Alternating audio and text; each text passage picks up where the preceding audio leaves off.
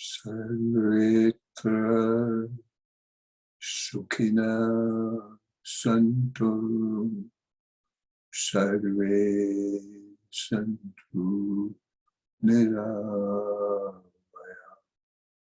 Sarve Bhattani Pashyantu Ma Kaschit Dukkama Yuna Om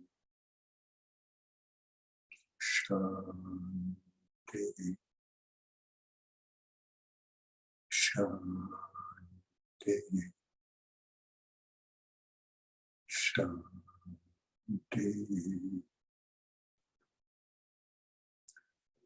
Hari Om Tat Sat.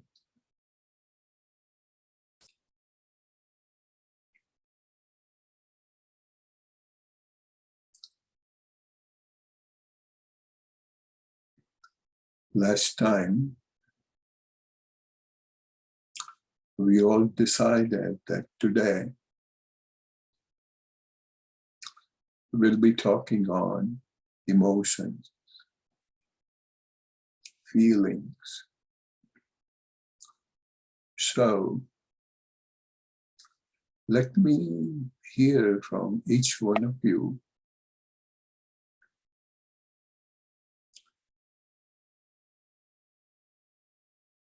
last time we were talking about the effect of emotions on each one of us is sadness, and we cannot get rid of emotions. Vijay mentioned last time that the topic is so interesting, and if we can continue on the same topic. So, each one of us, you may want to say something about what do you think? Can we ever get rid of emotions?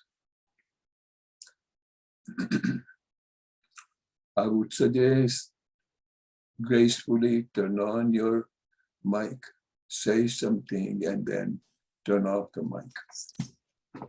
And then it may lead us to some interesting talk. So, Vijay, you may want to start. Why do you think that the emotions cannot be mastered over? Namaste, Sunaji, and everyone. To my knowledge, I don't think we, as a human being, we can control the emotions. It is a voluntary action in our body. As long as the life is there, mind is there, and emotion is there. So we cannot control, but probably with effort and so-called, let's say, exercise, we should be able to manage it in a way to how we express our emotions. Excellent. There's nothing wrong, nothing right, mind you. We all would like to keep thinking on this matter and study together. So, Sujata and or Raksha, what is your opinion? Namaste, Sonaji sir, and namaste to everyone. I personally, I lost my mom at the beginning of the pandemic, and I could not go see her. It affected me immensely. It took 1 whole year. I did not know what I was doing. It's a mother-daughter relationship, Mm-hmm.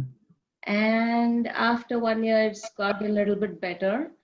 However, that attachment, of which is one of the purest ones to a mother, how do we overcome that? Letting go, as you mentioned, to let go. So the other one is the departed is free, and so are we. Uh, yes, the Gita does say, attachment is the cause of everything.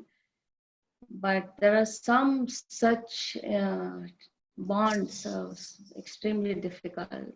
But I think over time it may get easy, who knows? But every now and then the memories, will come. So, Okay, Raksha, do you have anything to share? Yes, no? Come forward and talk, please. Can you all hear me now? I think so. Okay. No, I don't have anything to add. I think I would definitely like to hear like what about like how to address like the questions that parents raised or what other folks on the call will raise. So thank you. Okay, let's be brief and start moving. Everybody be ready. Hariom, Sonaji, can you hear me? Yes, well. Okay. Emotions, like Vijayji and everybody says so far, that you cannot avoid. Human mind and heart, you will always be bound by emotions. I think the important thing is how we respond to our emotions and what we do with them. That we, over a period of time, with practice of yoga and everything else, we can manage, at least get close to responding to our emotions. Okay, Venkat. Hi, Hariom. I'm thinking why, I think from one side of it, we cannot control emotions, but why we can't control what controls emotions. So looking at it, I see that generally the thoughts will control the emotions, depend upon what thoughts that will trigger the emotions. So then finding out what triggers the thoughts, that one, maybe it mind, depend upon what mind thinks. Has said, her mother passed away, and mind thinking about mother and all the things like that is very important, and I miss it. That will trigger the thought will control the emotions. Going further, and again, mind get controlled by intellectual. Only way I can think is, if we are able to, like last week, a couple of weeks, we are mentioning that one, how we can think about it and how we can control the intellectual, maybe that can control the emotions. It's difficult, but it's possible. Hari Om, by your voice is very soft and slow. Maybe for me, I don't know.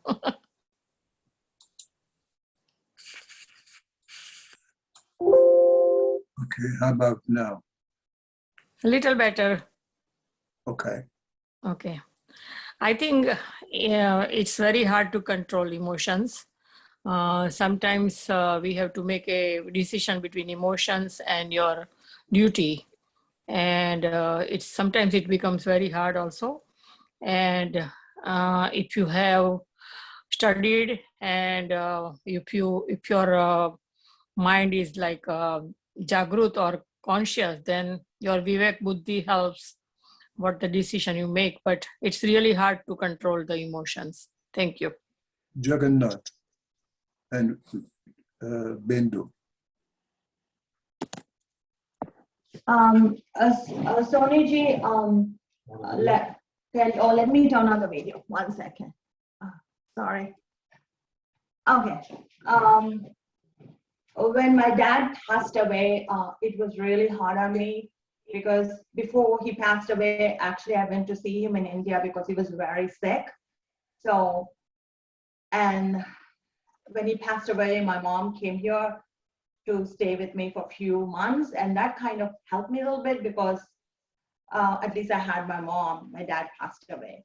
But when my mom passed away, I was coming to yoga classes, to your classes, and then you used to talk about a little bit of philosophy, and that kind of made me realize how truth that will come to everybody. And then I missed her a lot, but I think you talked so much about how we should think beyond this body. It kind of helped me a little bit when my mom passed away. So, and I still practice those teachings, whatever I learned from Bhagavad Gita about that eventually everybody will pass away, and then you just have their memories, and then you miss them a lot, but you always I always, when I miss my mom or dad, I talk to my sister and brother about the things we did together, so to keep their memories alive. Jagannath. So my experience is different. Again, to keep it short, I lost my brother, older brother, one of my older brothers. He was very close to me. We used to be very close. He only was 2 years older than I was. And he died even when he was 36. And it's so hard, okay? And I saw, I went to his cremation in India. I was here, I had to go to India. And he was only 36, okay? So, I mean, that also, we used to, read some of the verses on Geeta. My dad had us read the Geeta. Again, we didn't understand that much, and also Bhajagovindam.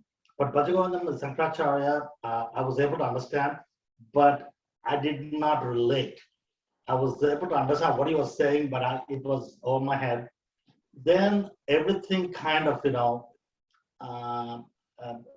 from my life, then my mom passed away, and my dad passed away. Actually, my dad came to your class when you were in Irvine, and he passed away in 2000. So death is something for me. I saw my older brother again, he passed away like 2 years ago. So as far as emotions are concerned, yes, I do emotional sometimes when things happen, but I realize eventually, because I had all these experiences, I'm not really kind of shocked with something.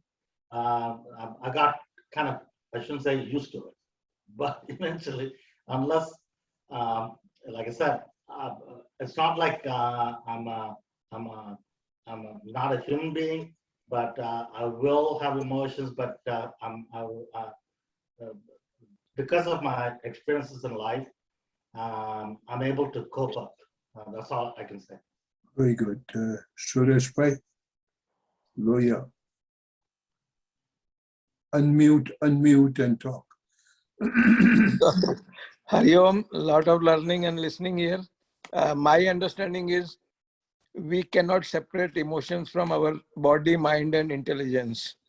So it is difficult to control, but it is possible to regulate.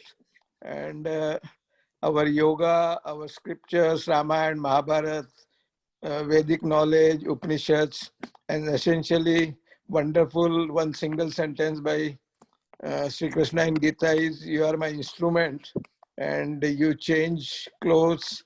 Same way it is. So slowly and slowly, with maturity and experience, it is possible to regulate, and I would say, in a good measure, control the emotions. Yes, it is difficult, but it is possible. And as we age ourselves, and I have only 7 hairs, so I can say that I am able to do a little bit of it more. Okay. Mahi. Hari Om. To me, I cannot live without my emotions. I love my emotions. My emotions makes me who I am. the love and connection that I have with people and my loved ones are because of my emotions, and I cherish them. That's being said, as far as emotion goes, emotion is a product of your mind, and if you can watch it, if you can observe it when it's happening, and I don't want to say control, but be with it, surrender to the moment, and know that something inside you, especially when someone passes away, something inside you, you can't say I am emotional, but you can say I have emotions, because you as you are pure and no emotions. But when your mind starts to bring the emotions, it becomes a part of myself. And if I can observe it and surrender to them, I will be enjoying them, or I can stay with the sad ones and let them pass. Okay. Gemini. Unmute and talk. Hari Om. Hari Om. I think emotion is like we in practical life, emotional is there. We cannot get control or no emotions at all. Just it's a part of our life. So just experience it. That's why we are living for. If there is no emotion, there is nothing. We are not sad and we are not happy. Then we are not a living being.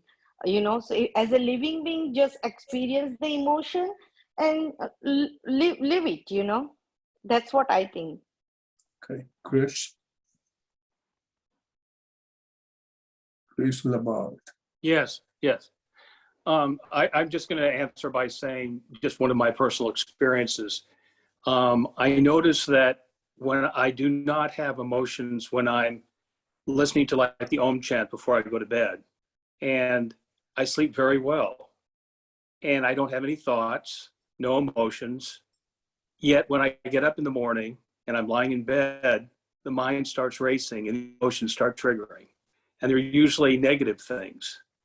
So what happens to me is that I find that when I'm in a position where I am totally relaxed, when I'm breathing and just listening to Om, I'm fine, and my emotions aren't governing me.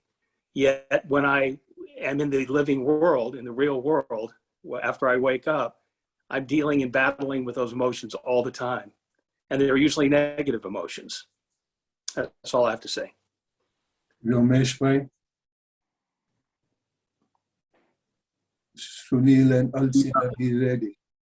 Yeah, I think this is very difficult thing. So my mom died way early, so I'm not able to really say anything about that. But my nephew, who was only 23 years old, died of a very smart person, and my only son of my younger sister. That was very hard. But the way we all could really work through that or go through that is he was such a spiritual person. Especially he has so many things that that he taught to our family, to my daughters, to me personally. I think that was the way I could deal with that, because having a young person like 23-year-old dying at a young age, very smart and sudden, that's very hard for the family. And the only way we could cope with that was what he had to offer. I think we all have a role to play in our own life. We just don't know. And when you realize that if we can contribute in a way that he had contributed, and we are still going with that, we are meeting, and it's hard on my sister, but I really think that the only way we could do this thing was what he had to give it to us, and we could share. So I think if we can all think about what we bring to the life, and that is the only way, we can work through this stuff. Because we all have emotions, we all have, but we also have a role to play, and that's what I learned, through that experience. Thank you. Sunil Vyas.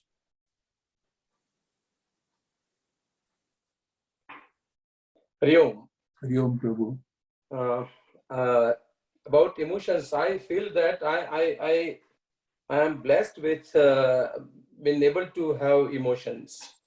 We are all talking about like one side of emotion, which is the sadness, and there are same way there are emotions.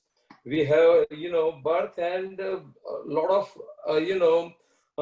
happy things also happen in the life. So it is Jagatyam Jagat. It is going to, things are going to happen, and we need to be a part of it. We need to play our role, and move forward. That's all I have to say. Wonderful. Alsina. Hari Om. Well, whatever needs to be said about emotions, everyone has said, and I agree that it's very hard to separate our emotions. So when some strong emotions arise, at least that's what I do, is I try to find out what void within me is that person feeling for me. Was it security? Was it a sense of belonging? What is it? And then I try to remind myself that soul in its purest form is complete. You don't need anyone else. So you find that solace within yourself. Well, it doesn't work most of the time, but at least I try. Excellent. Anyhow,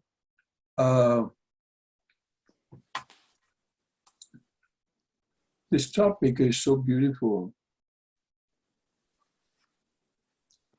I will spend a few more minutes utilizing the help of a chart which Swami Chinmayananda used to use all the time.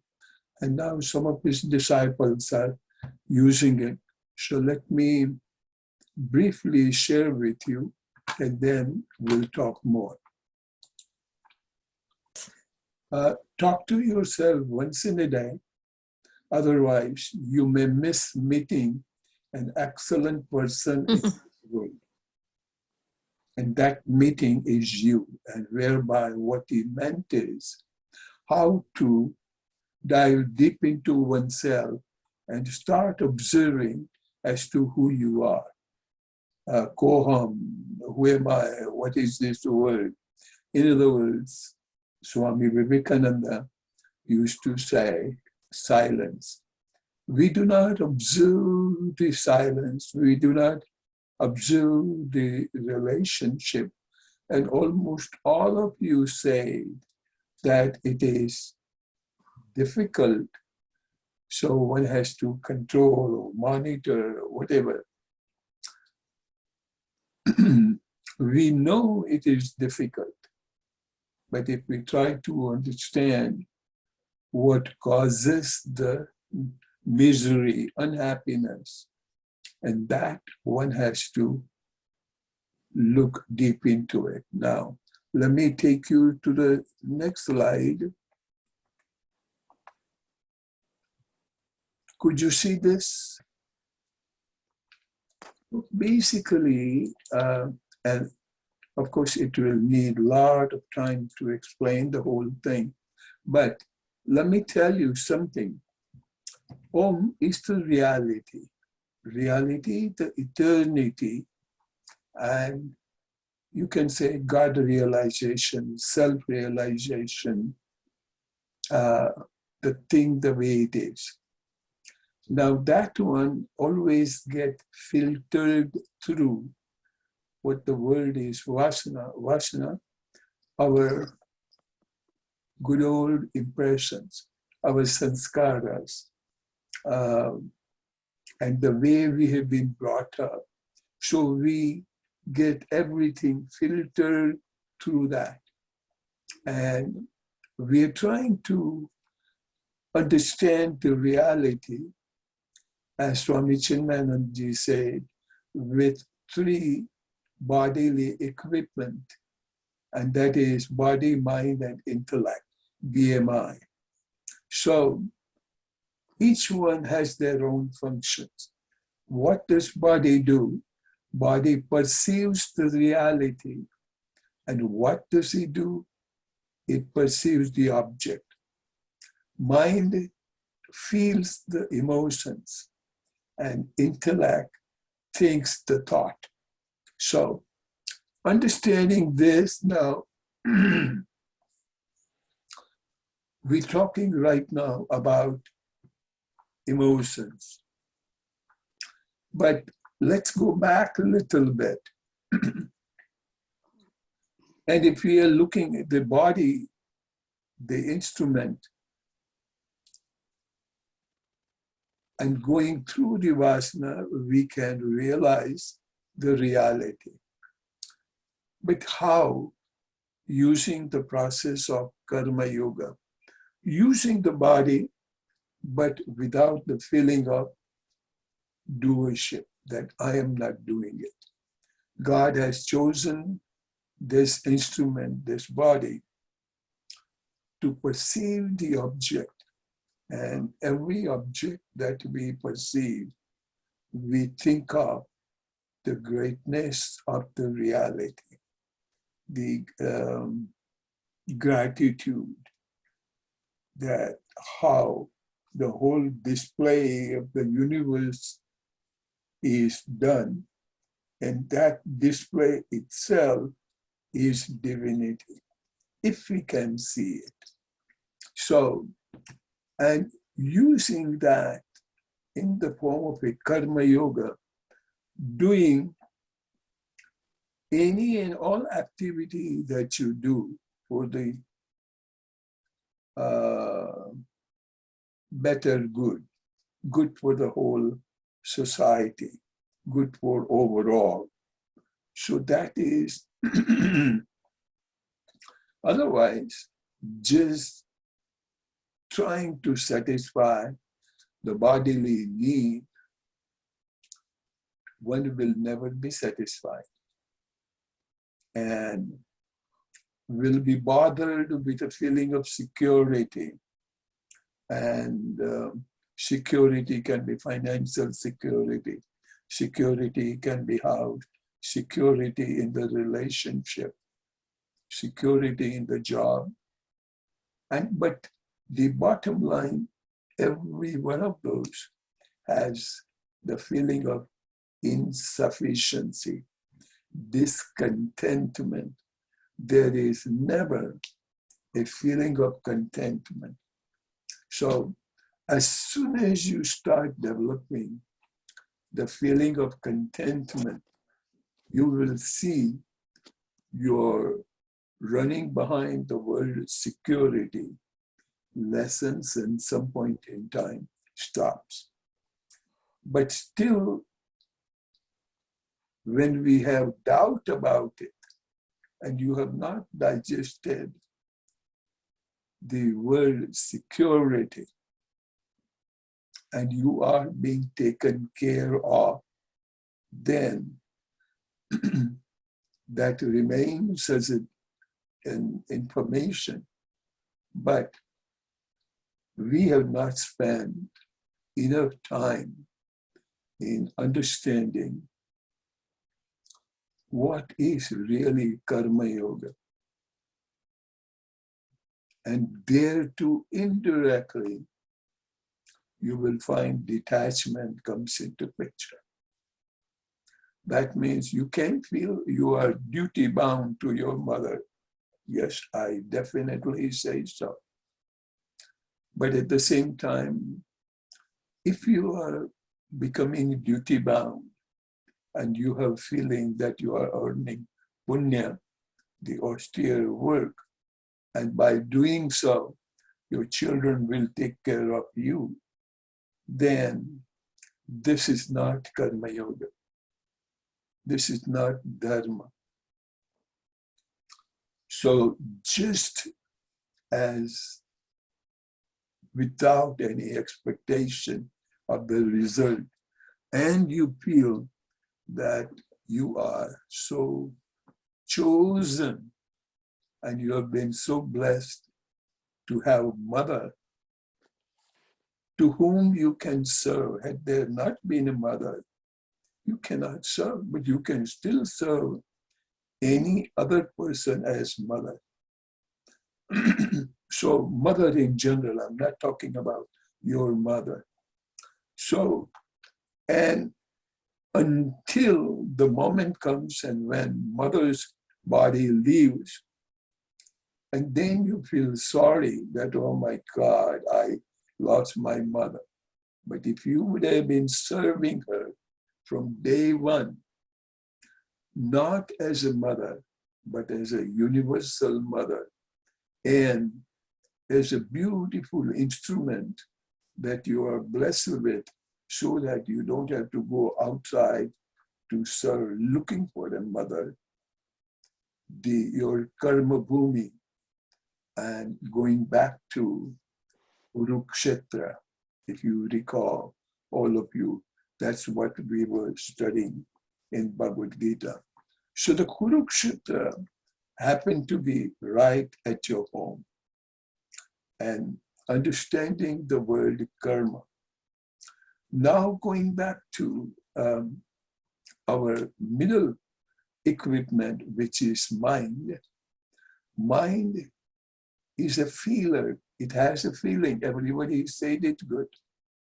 And without which we may not be human, understandable. But if we direct these emotions, as somebody said it, in the body, when we were directing, we are serving the mother. But instead of my mother, it's a divine instrument that we are serving. And likewise, mind is feeling emotions. But those emotions are guided as an appreciation of the divine quality. Anything and everything you appreciate, that is bhakti. And that bhakti, in that, even if you cry, and most people will, okay? I won't say most people nowadays. We call them bhakta because they could sing well.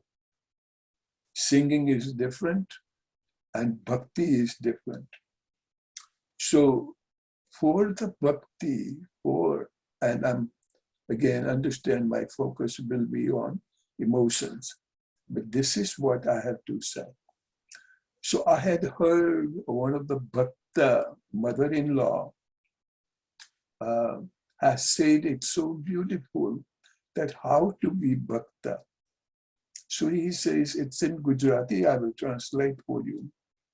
Bhakti karvi hoye, tene rakh tene rehu.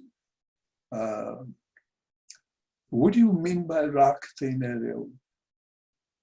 Rakh means ash. So those who truly want to be bhakta, you have to dissolve yourself. And what do you mean by dissolve yourself? If there is ashes lying around, you cannot say that this is the ash from a tree, this is the ash from a furniture, or this is the ash from a human being or a particular being.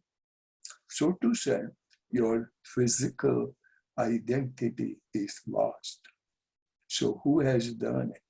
And when you lose your identity and appreciate the divinity, the supreme intelligence beyond our vasana, then this bhakti leads you straight to home. That doesn't mean that when they lose their parents or son, daughter, husband, friends, they may feel it, but or they may not feel it.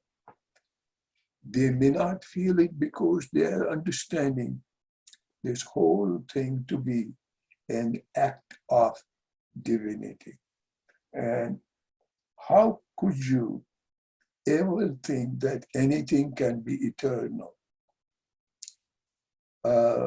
Ramesh mentioned that, 23 years old, nephew passed away. Understandable. But then, do you think that would you be satisfied with 2,300 years? You will be so fed up with it.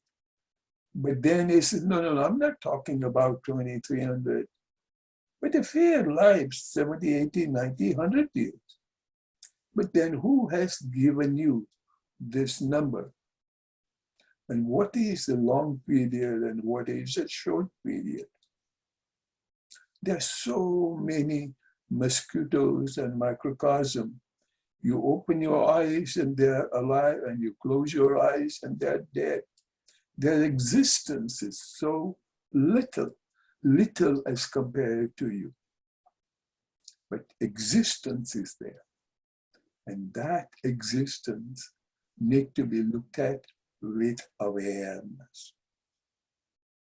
As soon as a child is born, and you are not expressing your emotions of so-called happiness,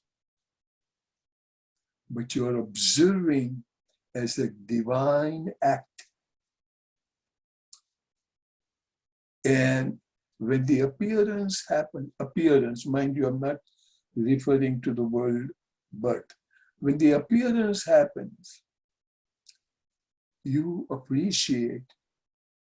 And when the disappearance happens, could you also appreciate that Jagatyam Jagat, the fundamental rule, governs the universe, and the existence of that rule itself is Omkar. Would we ever thought of it? That Jagatyam Jagat is a principle, and that's eternal. And that itself is divinity. So in that connection, what will happen is that disappearance will not be sorrowful, but it will be observed as witness point of view. That, oh my God, look at that. I find this opportunity. I simply, when I came into the world, I didn't know what is arrival, what is appearance. But when I see either I got married or somebody got born in the family, that's the time I could appreciate what is appearance. And when somebody leaves it, I could also see the disappearance. If we are not bright enough to understand the cyclic phenomena of sunrise and sunset, days and night, summer, winter, and rainy, the changes that take place, and the principle behind all those changes, that itself is divinity. That itself is Om. So once when that thing is realized, your emotions will be in the form of bhakti. And bhakti is nothing but the appreciation. If we go back to Veda, the four Vedas, and let me tell you, in this, all the four Vedas, there is not a single name of God. Understand, Buddha, Rama, Krishna, Christ, Allah, those are the names humans have given.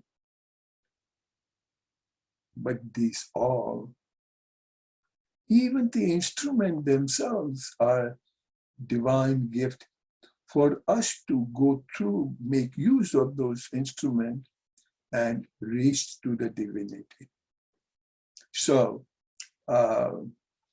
let me come out of the slide and we talk more.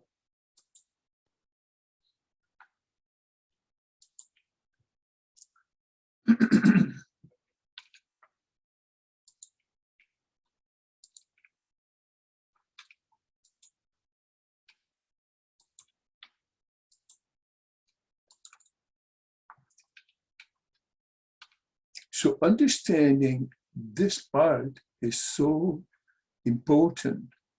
And this is sadhana, this is yoga sadhana, this is spiritual sadhana. So when we are talking about the silence, in the silence, slowly understand where we are spending our entire life in I-ness and minus. Every one of us, we talked about that it is difficult. Why is it difficult? Because we have not put any effort in understanding and appreciating the appearance and disappearance to be no different but a cycle. And cycle is a wheel, and the wheel rotates, keeps on rotating. And once when that thing, enough contemplation is done, then whether it is your most beloved one, you will observe, witness. That doesn't mean you may not shed a drop of tears. It may happen, but then keep on sharing and keep on saddening our everyday's life. That thing, how to come out of it. The sole purpose of reaching to Om, the reality, and you will not find Om, mind you, but you will find nothing but Om, meaning you will start seeing the presence of divinity everywhere. And what I meant by everywhere, that when the disappearance happens, when the death happens, okay, could you appreciate that some such fellow, whosoever, maybe wife, husband, children, young or old, parents, grandparents, you see, you can appreciate that he or she got a chance to witness the cycle, completed one rotation. And that rotation time period can be an hour, or it can be 100 years, or it can be 200 years. But he or she could find an opportunity to witness it. And that his or her witness is also your witness to that. You also found, before your cycle gets completed, you got an opportunity to see what is the cycle. Appreciation is so desirable. So, dear friends, time is now. Every funeral that we go to, every so-called loss that happens, it could be job, it could be husband, could be wife, can be children, can be parents. So when so-called loss that happen, it is loss because we felt it first as a gain. When appearance happened, when the birth happened, and we celebrate with the birthday parties, would you come? It's my son's first birthday. Even the son still doesn't know whether mom will change my diaper or not. And you were celebrating the first birthday. These are all social events. Do so. I'm also not saying it, but are you aware that this is the first year and they may not happen the second year? And whenever the second year will happen, or whenever the disappearance will happen, will that be painful? That depends upon how you have pampered yourself with the fallacy that he or she will remain ever with you. We have not been educated by ourselves or by somebody else and trained ourselves. We're still not thinking. We're still going and say, oh yeah, so far as we are human, we'll have emotion. I'm not saying it, no. But that's the time. And even if you have tears, let those tears be that of gratitude. First, gratitude with he or she as to how brilliant he was as a parent. What did they teach you? Appreciate their behavior, how well he or she was respected in the society, and what he or she was doing, and how you can continue his or her legacy and feel his or her presence lifelong. And as soon as you start doing it, following that legacy, you will notice it. You will not feel sorry. As a matter of fact, something I tell you, and please make note of it.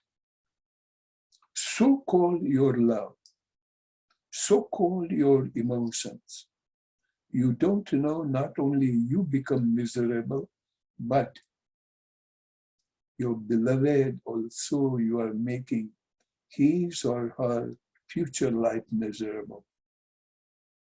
Because your bond, your emotional bond disturbs him, because he could not see you or she could not see you and still knows that somebody or something is pulling him or her. So in order to love somebody properly without your emotional attachment, you see that you let him or her go willingly with open heart, because he or she physically is not going to be with you. When he or she is not going to be with you, you feel insecure more. You're not really crying for your love, but you're crying for his or her support is not with you, so that you can go put your put your head on his or her shoulder and cry and say that, oh my God, this guy is bothering me. I lost so much money in the business and my job is so horrible.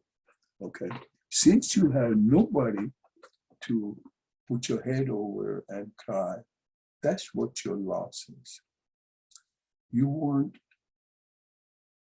since you have lost somebody, now you will have to pay all the bills. You will have to manage your life. You will have to go to the grocery store and bring all the groceries and cook, and that's what your problem is. You're not really missing the loved one.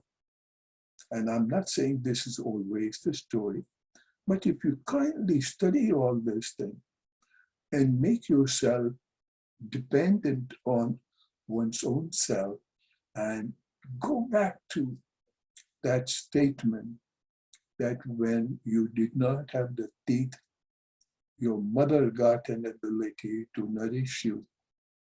But when you have teeth, why divine will not provide you with the resources when you are ready to work? So guide yourself, dear friend, the emotions. Study what is emotions and study so far how you have gone through some of the instances in your life and how the help has come from anywhere. And the help from anywhere is the divine help. So, and it doesn't have to be family members or your expected sources, but you can say, I don't know how it happened, but I found a better job. I don't know what happened, but my loan got approved. And at that time, we do not appreciate how your mother gets the ability to nourish you when you don't have the teeth. So appreciate every bit of the event that take place. Appreciation, appreciation, and appreciation. So far as I'm concerned, this is the way to learn to be detached from. So a couple days ago, I was talking to a friend of mine and saying that I want you to divorce your wife with full love, lovingly divorce. And he understood it very well, that how to divorce me. Do not be so bound in the love. You grow in the love and let your wife grow in the love. You train your wife accordingly as to how to live a life without him. And you try to learn the life without her. That doesn't mean that you want him or her to die. You will have a better love relationship because you will have an enlarged love. And what I mean by enlarged love, you will see in that love the cosmic love, the cosmic arrangement. So as and when one of them leaves the world, you will start appreciating that, wow, I also got beautiful chance to see the completion of the cycle.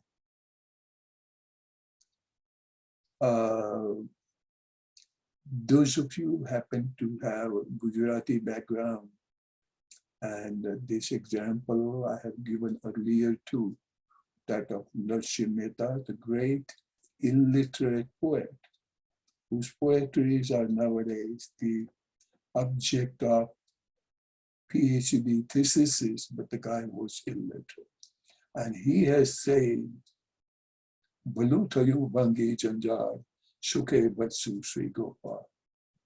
That does not mean that he hated his wife.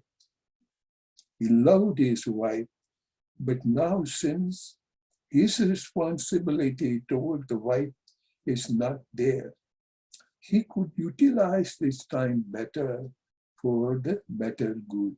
That means he can independently spend as much time in Bhakti Yoga. He can keep on chanting and let everybody enjoy this beauty. So unlike that, I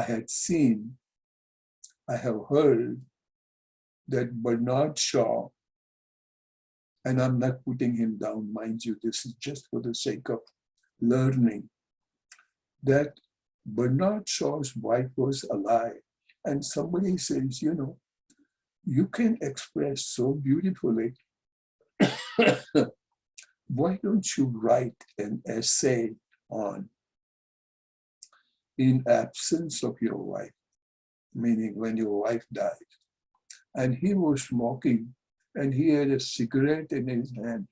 He hasn't even begun writing anything. Entire cigarette got exhausted. His finger got burnt, but he still does not realize, and the tears were running down his eyes. Wife is not dead, but even to think of it. So can you imagine how miserable he or she can, how miserably he can be if his wife, I don't know his story, whether his wife died first or second. So in a situation like this, we don't learn. And we also,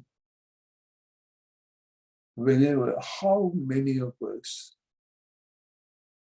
go to so-called the funeral and we chant Bhagavad Gita chapter 15, because everybody chants, or it is a norm to be chanted. But did you ever think that he or she completed the circle? And how lucky he completed or she completed, they couldn't see their own circle, but you got chance to complete it. Why are you crying? So genuinely understand the chapter 15 and remind yourself that you are so grateful to the Supreme that you got one more chance to see the revolution being completed, appearance and disappearance completed.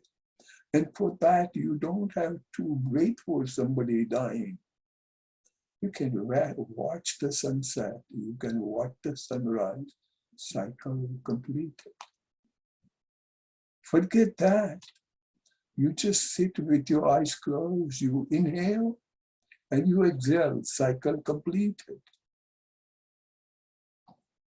So this is sadhana, this is spirituality.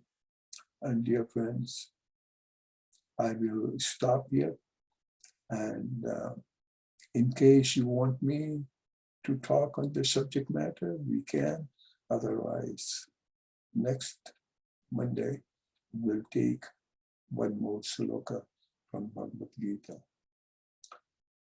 Have a few seconds of silence and we'll end with Shanti Path.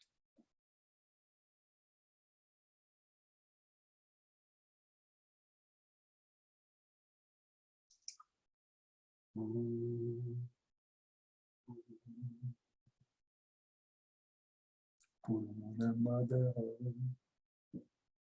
Purnamidam Purna Purnamudachyate Purnasya Purnamadaya Purnameva Vashishyate. Om Shanti Shanti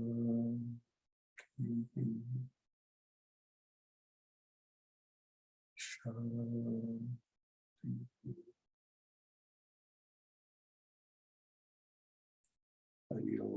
That's it. I'm so delighted that almost everybody participated and No, ask him. sorry. Hello. Did somebody say something? No, sorry, Sonaji. Namaste, sir. Nothing. Thank you so much. So let it be part of our sadhana, and now we should know what is sadhana. Hari Om.